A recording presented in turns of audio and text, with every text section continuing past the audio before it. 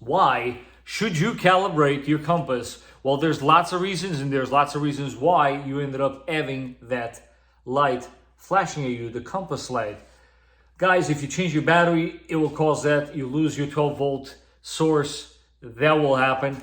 Also, let's hypothetically speaking say you bought the vehicle out of state.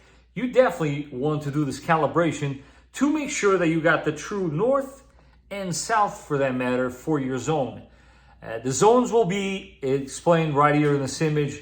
There are plenty of articles out there, but once again, it is on your owner's manual.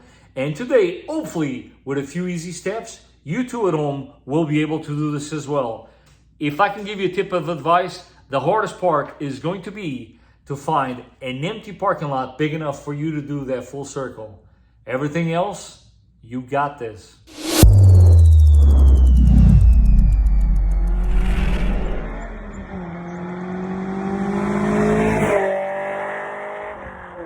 Ladies and gentlemen, welcome back to the channel. This is the Vikings Garage. Find an empty parking lot where you can safely do a full circle. All right, guys, here we go. Super simple, super easy. First step, turn on your vehicle. Step number 2, press and hold set for 2 seconds. Once you get this window, you can toggle between the zones with the EM button. In our particular case, New Jersey is zone 11. Once you've done that, you then press set again, and when you do have this window, that's when you will indeed do that full rotation across the parking lot.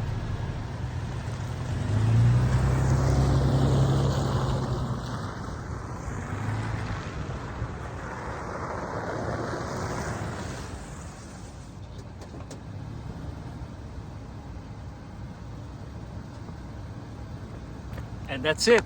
That's all she wrote.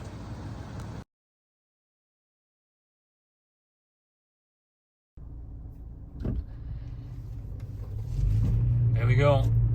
This gets a little dizzy, but when it's finished, you will know.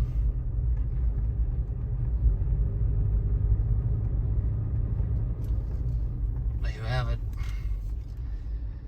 Your compass should now be completely calibrated. It is that simple.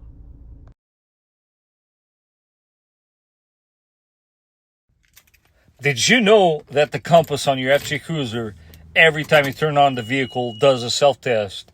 It will point at the north position and then eventually returns to its actual location. So what did you guys think? It is indeed pretty simple, right? Let me know how it worked out for you in the comment section down below. And as always, guys, if you found this video to be informative and useful to you, don't forget to smash that like button.